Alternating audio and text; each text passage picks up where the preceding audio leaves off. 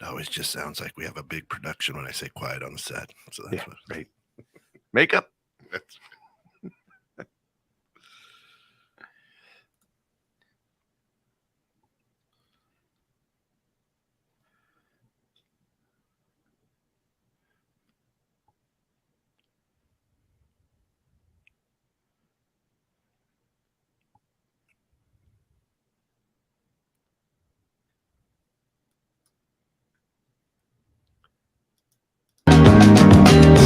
I'll find a way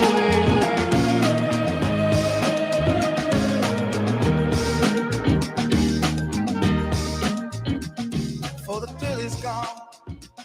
I gotta get it on and find that strength. Cause the road I chose, yeah, it's always full. Those highway nights make me feel so safe. Welcome to Innovative Strategies with Bill Hasse. This show is designed to help people with their business and personal financial literacy, but not in the way you've known. It's not your grandpa's financial literacy, as Bill uses his 30 plus years in the financial industry to stretch your financial box from, about a 33,235 foot view of things.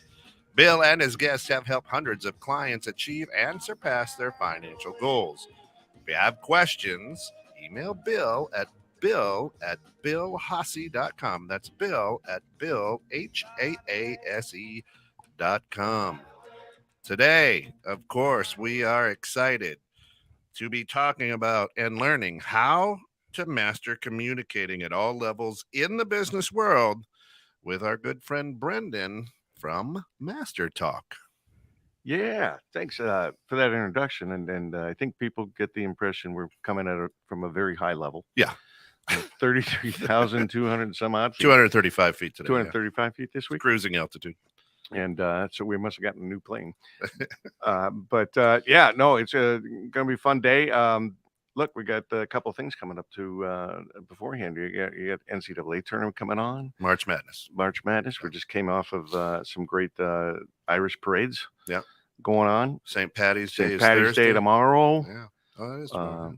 There's a lot of fun things going on. I created a new algorithm to choose the March Madness. You did? I'll see if it works. You pick all the favorites? No. I have I do a mathematical equation and put weight on wins, losses, point spreads, things like that. Weighted averages. Yeah, it's an interesting. I don't know if it works at all. But funny you bring it up, because that's what when I was doing risk arbitrage, that's what we did. We did weighted averages of stocks. Yeah. For each basket of stocks. Yeah. Interesting concept. I might want to learn more about that, because I still have to do my picks. So all I'll say is watch out for South Dakota State, the Jackrabbits. They're on the longest winning streak right now, but they should play, according to my mathematical equation, should play into the finals. Jackrabbits. See, now I'm offended, because my last name means rabbit. Oh, is that right? Hasse? In German. Yeah, it's short for Hassenpfeffer, which is rabbit stew. Yeah. So the Hasse part is rabbit. Look at all this communicating, Brenden. Right. So is this good communication or what? No, let's get our guest coming on here. We do have Brenden Kumarasamy, and that is not Kumarasamy. Kumarasamy? Yeah. Well, it's not a yoga position, okay? It's a name. Okay. So we're gonna go with Brenden Kumarasamy. Kumarasamy? Sure. And he is a master communicator, and this is something that I find, I believe is very, very important in the business world. Yeah. Regardless of the size of your business, your company, but if you aren't born into the 1%ers, you have to earn your way there, and you have to get your way there. And Brenden is somebody who can bring you into that top 1%er in the communications world. Yeah. And understanding the language, the speak, the confidence that people need in order to present in front of people, or even just to have simple conversations in the office with your boss, your manager, the CEO, and as you go on. So, Brenden, welcome to Innovative Strategies. Thanks for having me, Bill and Kent. It's great to be here with all of you.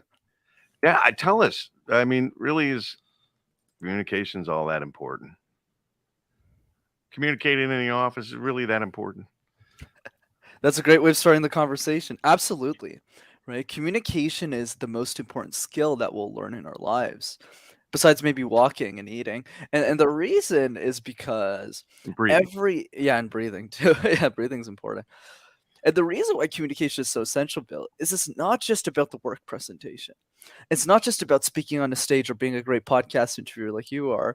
It's about every interaction we have, the way that we communicate with our families, the way that we meet strangers when we go for a trip, the way that we interact with the barista at a coffee shop. It's every moment of our lives.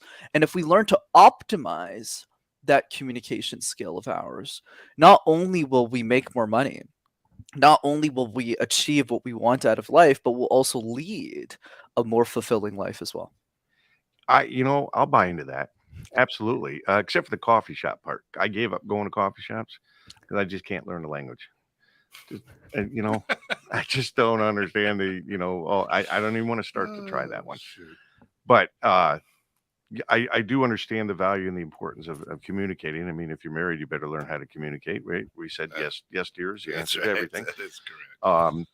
But yeah, communication is extremely important. And if you do want to get ahead, because a lot of people get thrust into positions where they're not comfortable. Right? And why aren't they comfortable? I would bet a good reason is because they're not really comfortable with the communication skills that they have at that level. Am I hitting on a chord here? Absolutely, Bill. You're absolutely correct. Another way of rephrasing what you said, which is excellent, is we get hired on IQ, but we get promoted on EQ.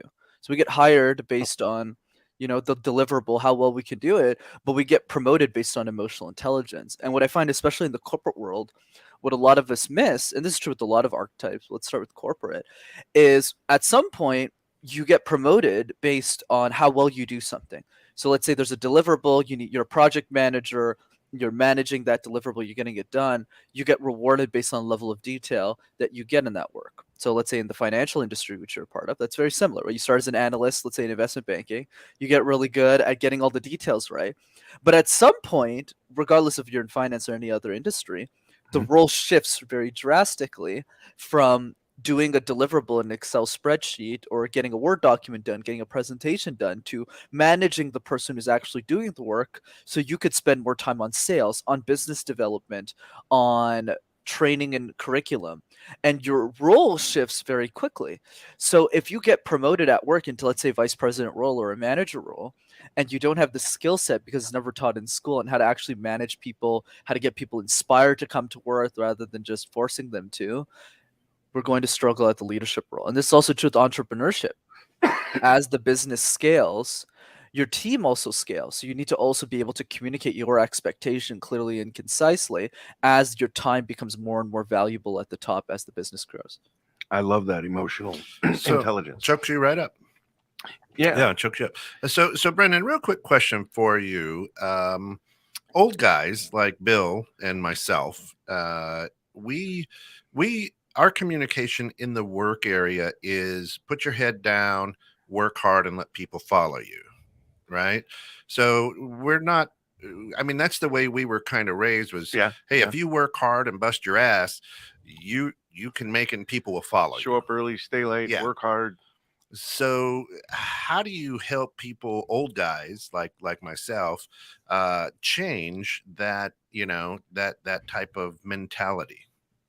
Absolutely. It's a great question, Ken. The way I think about it is it's all about what is that person's internal goals. Like for me, the question I always start with when I coach people, and this is a question people can implement and take action on right now, is how would your life change if you're an exceptional communicator? So when you start to figure out what those internal questions are, so let's use the example you just gave. Let's say somebody's in their 50s, they're a VP right now, let's say at a bank, and they want to be a C-level executive. So let's say they come up and they say, Brenden, I've worked my entire life. I worked really hard. I stayed up late, got up early. That's how I got to this level, but now I'm stuck. I've been a VP for like 7 years. So how do I get to the next level? So the first piece is clarity. What does that person actually want to achieve? And then the next piece is asking yourself, the person who you want to be, what type of communicator are they? So I'll give you an easy example. Let's say we take JP Morgan Chase. So let's say you're VP at the bank, you want to get promoted. The question I always ask is, how does Jamie Dimon communicate, the CEO of the company? and what are some of the things that you're not doing that he's doing. So it's always about comparing our communication skills with the communication skills of our dream state. So the way I would coach this person after asking those two clarifying questions, Ken, is I would go, okay, is what you're doing today getting you the results that you want tomorrow? So an example is you might work really hard, but if you're not taking the time to give feedback to your team members, if you're not taking that extra 10 minutes to just ask people how someone's day is, especially your number one direct report, you're not going to be inspired. You're not going to hit the metrics that you need for SVP because people aren't inspired to work under you. That's awesome because and I want to say good morning, Ted. Good morning, Sally. Great having you here again today. So we just got done with this great American resignation, right? And I have to say that because Brendan's from Montreal, so they don't have this problem up there. But and he can do more than one language, so in teaching you these skills. But the reality is a lot of people quit because they don't like their managers. And they don't like their managers. Why do you think? Because it's communication skills. It's not about so many people, and you've experienced this, Ken. I've experienced this where people come up and say, "No, you did it wrong." Whereas maybe you could come up and say, "Hey, here might be a better way," or Sally talks about, you have strengths and you have weaknesses, and if somebody can help you with your weaknesses, that'd be nice. And that's through communication, right? Business is all about communication, financial world, banking world, especially. And boy, could I go into it with you and JP Morgan and Jamie Dimon and whatnot, but we don't want to go down that road because there's a good chance my wife's listening this week. That's right. And Jamie, thanks for listening. Number one, we know you're out there listening to Innovative Strategies. Yeah, absolutely. That's where he learns. We know he's there. He's learning how to communicate today. Yeah, he's an interesting communicator. But yeah, I mean, it's invaluable. And I agree that, I think you live a better life the better you learn how to communicate. You appreciate life, you enjoy life more. The more I've learned about communicating, I think it's made my life better. Yeah. So, of course, this is Innovative Strategies with Bill Hasse here on 21.6 The Net. We've got Brenden Kumarasamy with us, who is with Master Talks. Go out to his YouTube, and I'll post that up there, youtube.com/C/Master Talks, or just search Master Talks. I just subscribed. So good stuff. But if people want to know what you do or get involved with what you do, Brenden, how do they do that? Yeah, absolutely, Ken. Thanks so much. So the way to get involved with me is definitely visiting rockstarcommunicator.com. So at this website, I host a free Zoom call training every few weeks. This call is not recorded. It's not a webinar. It's people get on a Zoom call and I'm literally coaching them for free on the call. Wow. So if you're someone who wants to take your game to the next level, come and experience the workshop. I think at this point, over 1,000 people have attended it, and a lot of people say they love it. So be sure to attend it and come and spend some time with us. That's awesome. Yeah, that's outstanding. I had the distinct pleasure of listening to Brenden present last week, and it's really what piqued my interest because again, this is so valuable. Last week we had David Spitolnik on the show and talking about leadership and communication. Without question, is a major part of leadership, which is also a major part of being successful in your business. So, Brenden, and for all those out there listening, Brenden looks to be about 25. You look like a young guy. I don't know. You could be 60, but I think you're spot on. You look like a young guy. So the difference in communicating now, we've kind of gone to a written type of communication too, right? So a lot of people, especially in the corporate world, will communicate through email or text. Yeah, a lot of emails. Good, bad, shouldn't do it, and how should you? Right. So here's the way I think about this, because obviously we can't avoid text and email. The way that I always focus on when we think about communication, Kent and Bill, is what can we do as a single human being to make ourselves better? So the principle that I always start conversations with is if we communicate 20% better, not 200% better, 20% better than our competition will stand out 100% of the time. Hmm. So it's not about being binary and saying, should we do this or not do this? Should we do this or not do this? But rather saying, let's say I'm a manager at a company. In comparison to every other manager in my industry, what am I doing to stand out from everyone else? And the same thing as an entrepreneur. If you're an entrepreneur in the interior design space, what are you doing to stand out from every other entrepreneur? And going back to what Bill said about the Great Resignation, if you stand out just 20% more, you'll attract all the best talent to your company. So you actually don't have to do that much. And I'll give you a couple of examples on how to stand out that nobody does. It's simple, but it's not easy. So the first principle, and just ask yourself, everyone who's listening to this, if you're an entrepreneur, you're a coach who manages a lot of clients, you're an executive of a company, when was the last time that you sent a 45-second, not a 45-minute, a 45-second video message to one of the people you manage, just wishing them a happy holidays, just hoping they're having a great week? Almost nobody. I think I've coached like 400 people at this point. There is literally 2 or 3 people who have done it before I forced them to. So that's one example of how to stand out. The second way is how you lead feedback calls with the people that you manage. So most managers who aren't leaders, whenever they go into a call with somebody, they sound something like this. Okay, Bill, I know we only have 50 minutes. I'm really busy today. This is what you did right. This is what you did wrong. Do you have any questions for me? Okay, cool. All right. Let's revisit next quarter. That's how most people do it. And that's why they don't stand out. Whereas the way I teach people to do it, which you can implement right now, is just ask yourself a simple question. Your top 5 direct reports. Do you know their top 3 goals for the year off the top of your head? Most people don't. So that, let's say an A manager who wants to be a leader goes into that feedback call and it sounds something more like this. Bill, I hope you're having a wonderful, wonderful week. Always great to speak to you. Always great to have a conversation with you. I want to start by revisiting some of the goals that we talked about last quarter. These are the 3 goals. So I front load them, not you. And then I go, what's changed? What can I do to support you? That's the first question that comes out of my mouth. So Bill is already going to look at me. Let's say I'm his manager, which is highly unlikely. It's probably the other way around.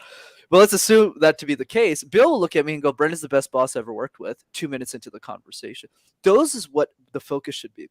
Sure, you could send a better email. Sure, you could send a better text, change a couple of words, but it's really about saying, what is the tactics, the strategies that 99% of people aren't doing, that if I just implement one of them, I'll stand out all the time. Wow. Yeah, I do recall being raised when my father used to say things like, think before you speak. I don't recall practicing that all that well as a younger man.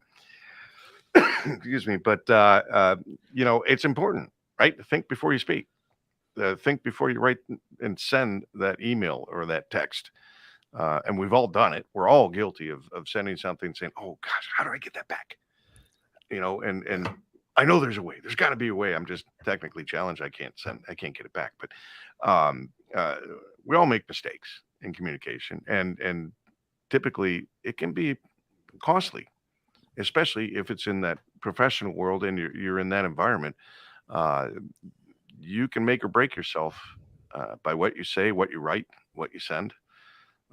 So this is really invaluable. And so you get people to come to be that top 1% of communications and communicative skills. So what are some other things that you do with people to help them better themselves in this area? Absolutely, Bill. I would say thanks for that. The third piece is an exercise I called question drills. So now we talked about feedback. We talked about the importance of how you project yourself, how you show up, how you're being rather than what you're doing, the energy. And then the third piece is how you answer questions in a boardroom, on a podcast interview, on a sales call with a potential client, if you're doing sales for your company. And the way that goes is most people, they jump on a call, they get asked a question, let's say by somebody who's 3 levels above them at work, and they don't really know the answer. They go, oh, I don't really think of it this way. Whereas with question drills, it's about preemptively guessing what are the questions that somebody's going to ask me and how do I bulletproof my presentation. So I'll give you an example. Let's say me and you, Bill, have a presentation to give for a potential client. So instead of being like most vendors and just jumping into that presentation, me and you are going to sit down for 3 hours and brainstorm what are the 100 questions that they can possibly ask us about this deck or a product or service. So if we start drilling each other, which is probably going to take 2-3 hours, and make it fun, right? We'll have some pizza, it'll be cool. And or for people who are vegetarian, it's like a vegetarian pizza. Anyways, So we're yelling at each other for 2-3 hours. But at some point, what happens is the next day there isn't a question that a potential client could ask us that we don't already have the answer to. So this is how we bulletproof our products. This is how we bulletproof our image in a company. This is also how we bulletproof any objection that can come into a call. And that's another way that we train a lot of executives on how to answer hundreds of questions. And last point on this is I applied this to myself. To your point, yeah, I'm not the oldest guy on the block in my industry. So what I did when I started coaching CEOs when I was around 22 is to make sure that I was always credible. I had all of my friends ask me 600 questions about communication until I had an answer for everything. Wow. Yeah. That's a lot of work. Yeah. That's a lot of communicating. So Yeah. we've got a question from a listener. Why this area, communication as a young man, is what they said. So I'm guessing they're maybe saying, what was your draw to becoming a guru or a master? Guru. Communicating. I always find the term guru so fascinating, Ken, but thanks for that. Yeah, origin story. Happy to get into that. So when I was 19, I did these when I went to business school. I did these things called case competitions. So think of it like professional sports, but for nerds. So while other guys my age were playing basketball or rugby or baseball, I definitely not was one of those guys. You can tell by looking at me. I did what I call presentations, essentially, competitively. And the reason I did them, you two and everyone else, is not because I wanted to be an entrepreneur. I was like, oh, I could start this YouTube channel and I could coach people on communication. That was the case. The goal is to get into McKinsey or IBM or Bain or at Goldman, because a lot of the executives there, a lot of these top companies, they sponsor these competitions, guys. So they actually come out, like let's say a vice president or a partner at McKinsey sits in the judging panel because they want to attract the best students in their early 20s, and then they pick them up before any other company does. And that's why they pay a lot of money to have us present, and it's a great opportunity for us because we can get recruited into the top companies long before we graduate from university. So I landed IBM before, like a year before I quit, before I graduated from university. So that's the benefit of that. So I got my amazing corporate job at a university, but what happened is I accidentally got really skilled at coaching other people in how to speak, because as I was going through the ranks in the case competition circuit and I was getting really good and winning a lot of competitions and losing a bunch more as well, I was coaching people who were younger than me who wanted to do well too, but we didn't have a communication coach. And that's how I learned how to speak. And then I just watched a bunch of YouTube videos when I started working at IBM, and I realized all the YouTube videos on how to speak didn't make any sense to me. And that's how I started Master Talk. That's awesome. Yeah, it's very, very interesting. And I kind of want to go back a little bit to the sales that you mentioned. Sales is so important, and sales training in many industries, including mine especially, is horrendous. Because people say, hey, try this, try that, do this, do that, say this, say that. Oh, we don't say that anymore. We don't do that anymore. Try this. Because there's no cookie cutter way. Everybody's a different personality. Everybody has different levels of communication skills. But sales is really about learning to communicate. And communication isn't a one-way street, right? Right. We always say you have two ears and one mouth. So listen is strong a form of communication as actually speaking. Would you agree with that? Oh yeah, absolutely. I don't think there's anything we've disagreed on so far. but one thing I would add to the point on listening, because I know we hear this all the time, you should listen better, you should listen better. But how do we actually do that? So here's the framework that I propose is audit, evaluate, take a look at what percentage of what comes out of our mouths is a question versus a statement. So what you'll find, Bill, is that most of the time when we have conversations with people, especially our loved ones, it's usually statement, statement, statement, statement. Well, you should take out the garbage. Well, I washed the dishes and blah, blah, blah. So it's statement, statement, statement, statement. Versus what great, exceptional communicators do, and salespeople is they spend a lot more time asking questions rather than statements. So let's say somebody says, okay, the reason I'm on this call today is because I want to get my next executive role. I want to move up in corporate, let's say as an example. So what an average salesperson would do is they would just move on. They would go, okay, got you. And this is why you're feeling this way. This is why you're struggling and blah, blah, blah. This is what I got. Versus A pro salesperson who just responds with, well, talk to me more about the next executive role. What are you doing right now? What are you working towards? So I can get a better understanding of the industry you're in. So they always respond with questions rather than statements. So that at the end, when they give advice, they have the most information than everyone else. So they naturally give the best advice. So let's say salesperson A might go very quick to the offer, to what they're actually trying to sell. They'll Mhm. go, boom, okay, Bill, I have the solution for you, my friend, Yeah. because you're an executive, blah, blah, blah. Versus going, okay, so just to make sure I got this, Bill. Okay, so you're a finance executive, you want to move up, this is your goal. And based on everything you've told me, here's the struggle I've found with most people I've coached in that specific industry. They start here and then they're working on Excel spreadsheets and they don't spend enough time working on their leadership skills. So when they get to manager, they block. Does that seem to resonate with you? So I basically tell your whole life story because I know your life story. And then I just project another client that I coached in that exact same area and I respit that specific information back to the prospect. So they go, wow, this person's great. And then last piece on this, the person who always wins the deal in sales is the person who is able to articulate the specific problem that that specific person is having better than anyone else in the market. So if you can manage that better, you'll always win the sale. That's about doing your homework as a salesperson, and that's very important because you're right. Most salespeople will come into a business owner or a decision maker and just say, "Look, you may not even know you have this problem, but I have this great solution for you, and it's going to fix that problem." And that you'll never sell anything that way. Very, very rarely. You're right. Asking questions and not having an agenda, not trying to sit there going through your mind like, how am I going to answer this? How am I going to? What do I want to say next? What do I want to say next? And not listening, right? Because we all do that. Yeah. And I love that you're talking about ask more questions because you're right. The more information you have, the better off you are going to be in providing a solution and the opportunity to provide your solution. But that's key. I think that's the difference between the top 20% salespeople and the bottom 80%. So let's take a look at passion, right? So when we communicate about something we're very passionate about, if I talk to people about, 21.6 the net, they go, man, you're really passionate about that, right? It's your baby. In the boardroom or as an entrepreneur, how do you stem that, or how do you live into that? Excellent question, Ken. So for sure, let's compare both of those archetypes. You mentioned entrepreneurs and execs. So in entrepreneurship, it's a lot easier to do because if the person is an entrepreneur, generally speaking, let's hope, is that they really care about what they're doing or else they'll bust probably in business. So that's a lot easier. But of course, in executive land, not everyone is super passionate about what they do, and that's perfectly fine. So here's the way I approach it. I call this extremes so that we can meet in the means. So extreme so that we can meet in the means. What does that mean?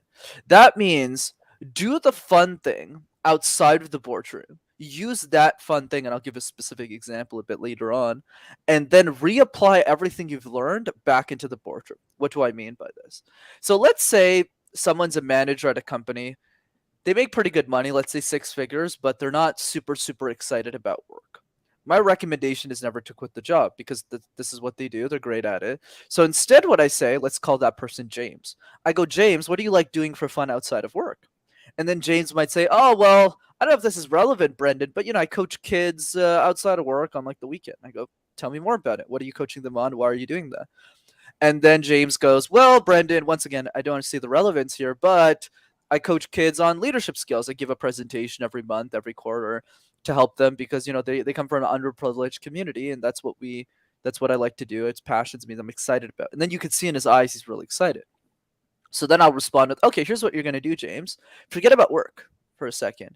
Make the best leadership presentation you ever gave in your life to those kids, and let's present that thing 50 times. So then what James does, he's super excited. He's like, yeah, let me focus on this. And then he's going to nitpick every detail. And so that when I give him harsh feedback, he's going to look at that and say, well, I want to deliver better for these kids. I need to fix my ums and ahs. I need to focus on my vocal tonality. I need to do my pacing correctly. I need to smile. I need to be engaging for these kids. And then before he learns, 2 months, 3 months later after doing this, he'll wake up one day and he'll be an exceptional speaker, and he'll use those skills back at work. Same thing with me, Kent. When I started working at IBM, before that, the reason I was an exceptional speaker had nothing to do with the company, even if it was a great company. It was because I had spent years doing case competitions, obsessing over every little detail of technique because I'm competitive. I wanted to win every competition that I was doing. And then I reapplied all that skill back to the means, back to a boring presentation in corporate. Cool. Yeah, because we know business owners, and I'm guilty too. It's our baby, so we really want to push our baby and talk about our baby and everything else. And I've told this story before where I was working in a business and I was about to bring in the biggest sale that the company's ever had, and the owner wanted to go on the close call with me, and I said no, because you'll kill it, you'll ruin it. And he's like, no, I'm the boss, I own it, I'm coming. Because he was going to talk about his baby, and I was going to talk about the value and the solution to issues that you have, and we were right there. This was a closing deal, and he came in and he took an opening and he just talked all about his baby, and what he did was he scared the decision makers, and we did not get the deal done. Did you punch him? And yeah, I punched out. I punched out. That's so good communication. I ran to another position, but that's something we can all be guilty of. Is if we're entrepreneurs, we're business owners, we do love our baby. We do want to oversell it,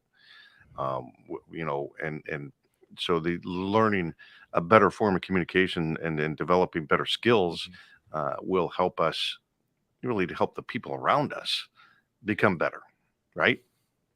I mean, that's part of the goal. There's two, there's several goals here, right? In learning communication skills, obviously to get into that 1%er and get higher up that ladder, or to build your business and to get, to grow your business. But it's also to help the people around you by communicating properly and with skill to become better at what they do. That's it. Of course, this is Innovative Strategies here on 216 The Net. And if you want to be part of the Innovative Strategy family, you want to get on the show, or you just want to do some supporting, email Bill at billhasse.com. That's Bill at BillHaase.com. And we'll love to talk. And of course, you can always reach him here at 216 The Net. Just go ahead, put Innovative Strategies in the subject line. Email us at 216thenet@gmail.com as well. Today, we've got our good friend, the owner, the guy who runs Master Talks, Brenden Kumarasamy, with us. And Brenden, we've got up on screen that you've got a free workshop to improve your communication skills. Tell us where we can find that and how to get in touch with you, my friend. Yeah, absolutely, Ken. Thanks so much, brother. So yeah, the workshop is one that I do every few weeks. It's free, it's interactive, it's over Zoom, and the way you register for that is rockstarcommunicator.com. That's it. Rockstarcommunicator.com. It's up there on the screen. You can reserve your seat. And of course, this is a very expensive one, right? The word free should be an implication there, people. Right? And another great thing to do. Now, you put out, you have a great YouTube channel as well, and you put out a lot of just great content. And please like, follow, subscribe, ring the bell for, again, Master Talks out on YouTube. You can just search it as Master Talks. Absolutely. Well, what are some of the other things that you see when you're working with folks and helping them to develop better skills? Yeah, absolutely, Bill. Thanks for that. So what I would say is we talked a lot of great tactics and strategies that people can implement. I'll give two other ones. The next piece is how do we build momentum as a communicator? Because the challenge is that communication is a very vague skill. What does being a great communicator even mean? Does it mean saying less filler words, like ums and ahs? Does it mean smiling more? And because that definition isn't clear, it's a lot harder to measure progression. So how do we fix that? We fix that by giving super easy exercises where people can see improvements really quickly. So let me give you an example right now that we can demonstrate if you'd like, called the random word exercise. So the random word exercise is simple. All you got to do is you pick a random word like lip balm, like tissue, like phone. And you just give presentations out of thin air. And especially for those people who spend a lot of their time in the boardroom, This is a great exercise for you because it puts you out of your comfort zone. If you can talk about avocados for 47 seconds, you could talk about anything at work because you've been working on the same thing year after year in the corporate companies that you work for and the businesses that you run. So that's one piece. And the other piece that I would recommend is practicing presentations like a jigsaw puzzle. You know those little puzzle pieces we used to do as kids, Bill? You know, those little Yeah. puzzles? Oh, So the yeah. So the question I have for you, it's not hard, don't worry. Is let's say you're working on this puzzle. Which pieces do you start with first and why? Wow. When I work with a puzzle. Yeah, the edge pieces, because you know which You- ones they are. Yeah. Yeah. I think you start from the edge and work your way in. It's funny. It's like Who Wants to Be a Millionaire? Bill called a friend, and then Ken just came with the answer. I Well, love it. well, at I'd like to use a lifeline on that one. at work, where my 9 to 5 is, right? We have like a common area, and it's just kind of a mental break where the team just you sit there for 3-4 minutes and try to put a couple pieces together. That's So, more like 3-4 hours. I know you guys. yeah, that's right. I love that. Perfect leeway, Ken. Thanks for that. So absolutely right, guys. Whenever you're working on a puzzle, you start with the edge pieces first. And for those who don't know why, the reason is because the corner pieces are just easier to find. If you open a box filled with 1,000 little things, you want to pick out the ones with edges to them because they're easier to just pick up in the box and just put together. And then we work our way into the middle. But here's the catch, is in public speaking, we make the mistake of doing the opposite. We start with the middle first. So we start shoving a bunch of content into our presentations. Shove, shove, shove, shove, shove. And then we get to the presentation, it sounds something like this. We ramble through the whole thing, and then the last slide is like this. Yeah, so thanks. Not the right approach. So instead, what you want to do is practice presentations like a jigsaw puzzle. Start with the edges first. Practice your introduction 50 times. Not 3 times, not 5. Do it 50 times. 50 seems like a big number, YouTube, but it's not. Because your introduction's like 90 seconds. It'll take you an hour to get this done. And you'll see exponential increases in your technique. Same thing with the conclusion. What's a great movie with a terrible ending?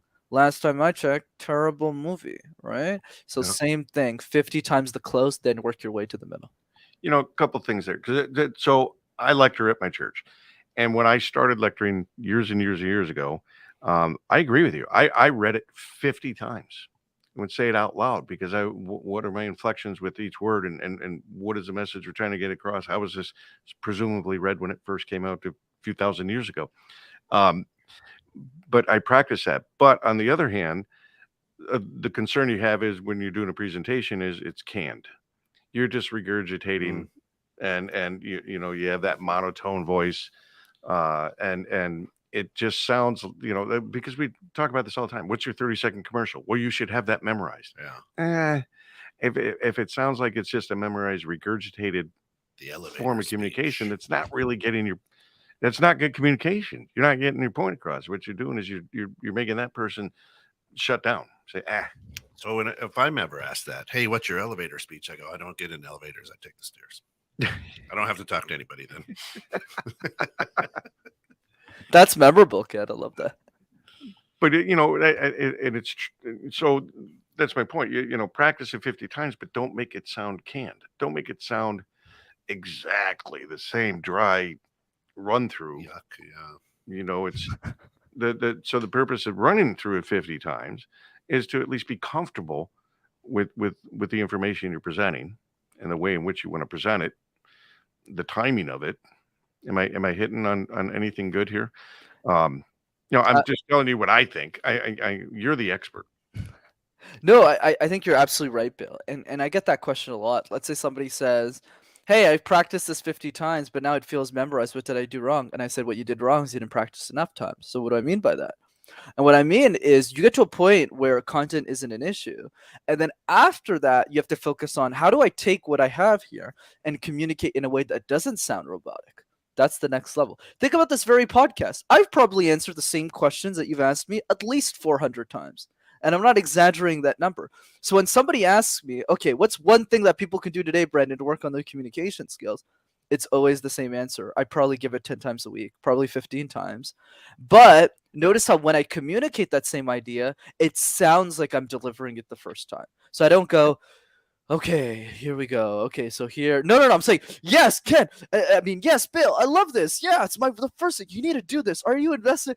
So notice how, but even if I'm saying the same Ken stuff every single time, but it sounds impactful, and that requires an additional level of practice and nitpicking and focus to get it right. I totally agree with you. It does. You have to step the game up a little bit. And Shanna, great point saying, you mentally check out when you get a canned presentation, and there's different things to learn. Look, I talk about these incredibly amazing things like life insurance. You can't get much more exciting than talking about something like life insurance, long-term care, annuities, things like that.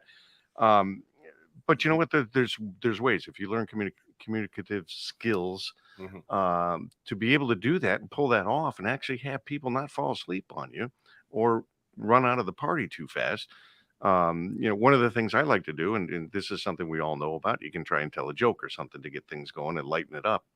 When I always say, and Kent knows this one well, I always walk in a room and before I talk to folks and I say, hey, there's two things I know spouses never talk about: money and sex. And I'm here to help you with one of those. Now that breaks the ice, right? Because that you're there to listen to me talk about life insurance or long-term care or something like that. I mean, it was set up for that kind of a meeting. So people are already preset in their minds to say, this is going to be really boring. I'm just hoping I get some kind of decent information out of it. But you only have a few minutes before they check out mentally. Yeah. We've got a question from a listener that got texted in. How do you not get over your skis when you're communicating? In other words, and let me just see if I can read this right. You're communicating to listen, but not anticipating the response, right? So if you're talking to me, Brenden, I think, right, instead of me going, oh, this is how I have to respond to that, and I'm not really listening. Right. So here's the way I would think about this, Ken, and feel free to ask a follow-up if I missed the ball on this, is when we listen to people, we need to practice it in a way that helps us improve the skill over time. So I used to do that too, listening to respond, because it's what we do as typically as humans, but we're always trying our best because we don't want to look bad. If I'm having a conversation with Bill and he's asking me a question on this podcast, I want to answer in a way that's like super good. Like I want to perform well. So what's the remedy? The remedy is you need to spend more time asking and rather listening to conversations that are already over. What do I mean by that?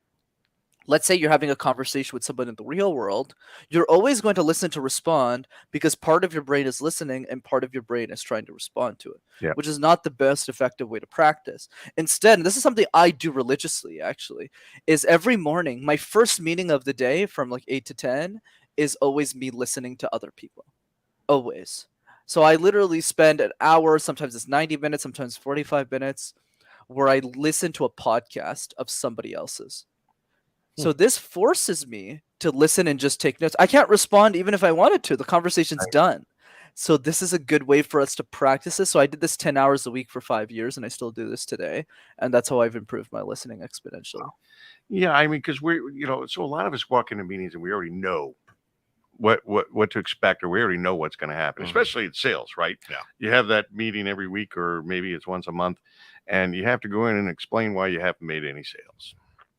Right. And so we're kind of, there are salespeople that come up with, the market's just not supporting it now. And nobody wants to pay for it. And it's gotten too expensive, whatever. They start coming up with every different excuse in the book. And then there's the other salespeople that come in and say, what we're doing isn't working. So how can we make changes, and what kind of changes can we make? That can get us moving back in the right direction. And I think communication skills is very important, right?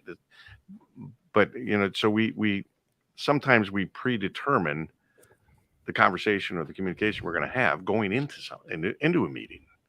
And so like a business owner, I got this sales guy coming in.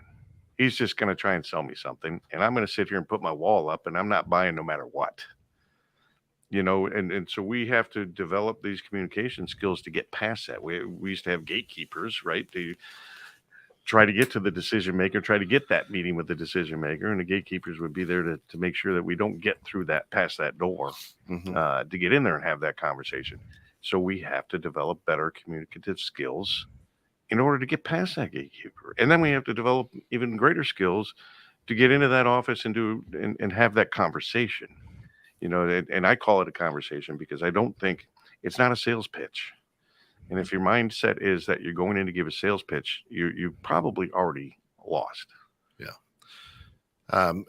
Listener says, all sounds good. However, words are only 90% of communication. The other 10% is body language or whatever. I don't think those are the right percentages, but you can argue that. But anyway, right. What about when we're communicating? What about that body language? What about that? Right. Here's my honest take on this, Ken. Communication is like juggling 18 balls at the same time. So, juggling, right? So there's like 18 balls. So one of those balls is eye contact. One of those balls is smiling. One of those balls is pacing, vocal tonality, the way that we dress, the way that we move. And I think body language is by far the least important ball. And I'll explain why. Because most of us don't really make that many mistakes with our body language. Like, look at me. I'm not doing this. Right. In this presentation, I just staying like this, and you're not thinking, "Oh, Brendan's body language is really horrible right now." So I think for me, it's all about priority. So I'll give you an example. When somebody asks me, let's say a client, they go, "What about body language?" I always respond with, "Did you do the random word exercise 100 times?" And they always go, "No." Then I'm like, "So why you ask me about body language? Go do the random word exercise 100 times." I'm very tough love, as you can tell. That's why we get results for people. But I think the key is what's the priority? What should we be focused on? So I'll give an example. For me, if all everyone does, okay, in this entire show, we've been at this for 46 minutes. If you only do the word exercise 100 times, let's think about this. How much better will you be than anyone else in your industry? And this is something I ask clients. I go, what percentage of your industry, whether you're a consultant, whether you're a coach, whether you're a minor, doesn't matter, what percentage of the industry does the random word exercise 10 times in their life? Ballpark. Some people go 10% if they're marketers, 20%. Some people go 2% if they're in technology. And they go, perfect. How about 100 times? Then most people just say 0, like 1%, 2%. And then I go 1,000 times. And then everyone says 0. And then I ask them the next question, Bill, which is this. How long does it take to do the random word exercise 100 times? And they always respond with 100 minutes, almost 2 hours, right? So then I go, I'm not asking for 2 hours of your day. I'm not asking for 2 hours of your week. I'm not asking for 2 hours out of your month or even your year. I'm asking for 2 hours out of your life to change your life. Are you willing to invest that time? And most people, it's no. Yeah, I'm going to argue with you a little bit though Please. Let's make this a fight. A body language here. We try to throw these hard balls at all our guests, right? But no, the body language I think is very, very important because you can tell when somebody is communicating with you and they're not really into it. They're just saying words, and it's canned or they're just going through the motions. We can tell when somebody's not being genuine, and we can tell not so much through their words, but through their body language. And we do like genuine people, right? Because genuine people, those are the passionate people. Those are the people that are very good at what they do and they love what they do. And they express that, not just through verbal language, but through visuals and body language. I would argue that. Because I can definitely tell when somebody's not being real with me. And it typically is more based on lack of eye contact, maybe. Look at all right, let's bring in an FBI expert and talk about how do you know when somebody's lying? One of the techniques is they have a tendency to look down and left. So body language can tell you a number of things. And Shanna's coming in with it. Yeah. She says body language becomes important if there is a disconnect with what they are saying. Absolutely. And you can tell. Yep. When somebody forgets what they're talking about, their body language tells you. You look at newscasters in the morning, they all smile. They're talking about because they're on 17 cocaine. murders in Chicago last weekend, and they're smiling. I mean, come on. Or I'm going to get serious here. Well, but here's I'll go on Brendan's side. I think. Oh, good. I'm good. So bring it on. So when I'm listening, I'll cross my arms so that I can really pay attention. Otherwise, I tend to fidget with my hands. Now, what is that body language? Oh, he's closed off to what I'm saying. Yeah. So then I start having a conversation in my own head going, oh, shit, maybe I should uncross my arms because they don't think I'm interested, but I'm really listening intently. And right? what you just told me is by crossing your arms, you're no longer listening. Well, that's what, yeah, right. And you just admitted that because you said, I'm already thinking in my mind, oh, they think I'm not listening. So you're not listening. You're having your own conversation. Well, I was listening intently. I was listening intently till you started staring at my arms that were crossed. See what you started, Brenden? See what you started. But so I still argue that body language has true meaning. But again, body language is also a skill, I think. There's always that monotone person, and I just wanted to talk to you about this product. My body language says I'm very lazy. Really good product. Everybody should buy it and own it. And do you want it? That's it. It doesn't work. But so that's where I argue a little body language, I think. Master Talks, what's your take on that? Yeah. No, I want the arguments on the table before I give my rebuttal. So here's the way I think about this, guys. Remember, because it's important to understand the frame in which I'm coming from, right? The context, because I think that's what's key here. Is remember, body language is still one of those 18 balls. I'm not putting that ball in the garbage can, right? Definitely, body language is important. Yeah. But the frame that I'm using is what is the easiest way to get someone results? And what I've found from my experience as a coach is if I tell someone all the little body language mistakes they're making and the eye contact and the vocal tone, they get really overwhelmed. So for me, it goes back once again. What is the order in which something should be mastered? What is the order? So let's say we give the example that you gave, right? The weather person who's smiling when saying something tragic. That person I would coach on body language. And the reason is why? Because they're getting everything else right. The eye contact is there. They know how to move their face. Their vocal tone variety is fixed. Their pacing is fixed. So all the balls get checked. So at some point I go, okay, look, like body language is the only thing we got to fix here. Whereas most of the clients I've coached in my career, they get everything wrong. Like all 18 things are on the floor. All 18 balls are on the floor. So the question we need to ask ourselves from a transformational perspective is what is the first ball that we should pick up? And I definitely don't think it's body language. I feel it's way too stressful for someone to go like, oh, I'm not supposed to look there. And then now I'm worried. And then they start panicking. They don't get the result. Right. So that's why I disagree with what you guys were saying. I think it's not necessarily disagreement. I think it's more like. No, it's you're putting it in perspective of. Right. Yes. I mean, you can speak volumes without saying a word using body language. But I agree with you that the communication, the verbal usage of words is more important. And the other piece that I would add as well, because I think it's important so people understand the full range of the argument here that I'm making, is if someone is all their 18 balls are on the floor from and they're beginning ground zero, if they pick up the wrong ball, they won't bring the momentum. So a lot of the reason why most people's body language is off is not because their body language is terrible. It's because they don't believe they can be great communicators, in my opinion. Yeah. So that's why, let's say, for example, somebody does the random word exercise 25 times. They go, oh my God, like I can do that. And their body language fixes immediately, like without any coaching. They just go, oh yeah, this is easy. Communication's easy.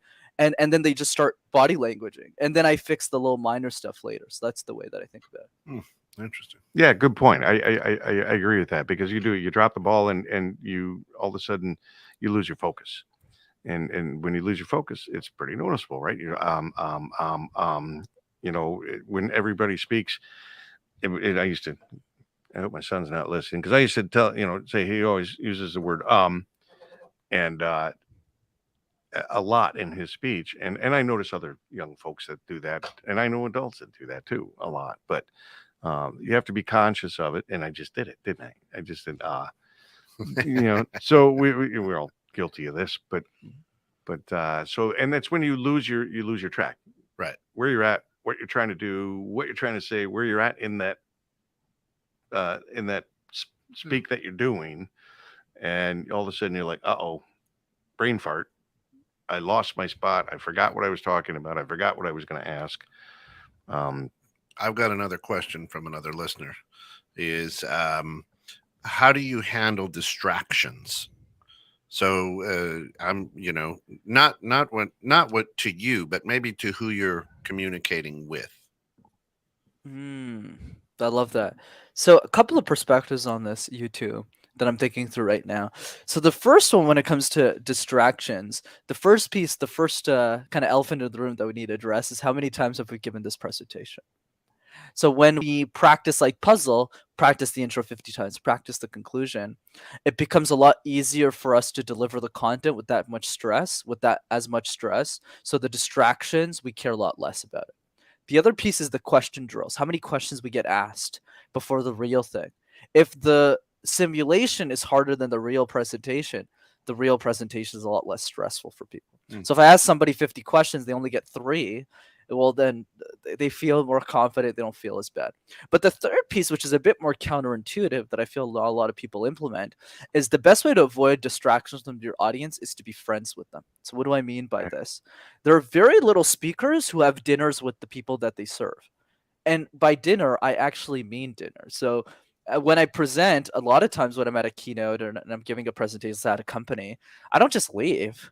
I go, hey guys, who wants to get lunch? And I just sit down with like 8 of them, and then we just have conversations. So the more that you talk to them, the more your mind actually shifts from, oh my God, my audience is here to like roast me, versus, oh, I know my audience. My audience is pretty cool. I mean, I have dinner with them all the time. This is going to be just fine. If someone's a distraction, your mind will automatically assume, oh, maybe it's just a mother who needs to take care of her kids, so she has to go take a call.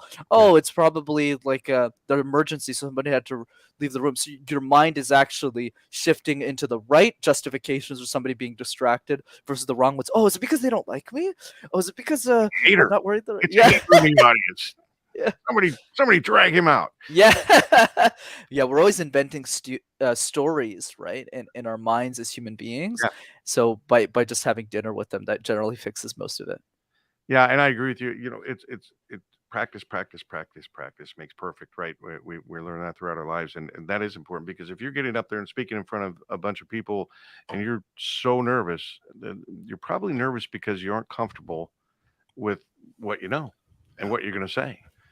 So, practicing that 50, 60, 100, 150 times will help you get over that fear of talking in front of people, I think, as well. Well, it's interesting as I'm sitting here listening, and thanks, Brenden. It's amazing because, I played. I was not the nerd athlete, right? I was a guy who played basketball. I still coach basketball to youth, and it's interesting. I've never approached it as do this, pick a word and do the word 100 times. But because I'm a basketball guy, I can tell you I've probably shot 1 million left-handed layups. Now, I don't use left-handed layups here at the station, but I want it to be good during the game time. Yeah. And so we're assuming you're right-handed. Yeah. Well, I've million right-handed layups too, right? So the interesting thing was is where I'm going is the practice piece. Yeah. And in communication, we just don't. And I'm been married to my wife for 30 years, and probably I just assume she knows how I communicate, and I haven't practiced communicating. And it's just an interesting thing. We did this. He did this last week at his presentation, and he brought somebody out from the audience, and he did this. Give me a word. And I forgot what the word was, but it was a layup. I was going to give you a word like doorknob, or something like that. Something that I would think more challenging. Well, that throws me. But it's true. Just take one word and talk about it. And it really is a great exercise. It does work. I've seen it live. I've seen them do it. Very interesting. Very simple. Very interesting. Just look at items around the room. You can practice in front of the ghost you have here in the studio. Yeah. There is a ghost. All right, we're into the last minute. Anything else you want to lay out there, Brenden, for all of our listeners?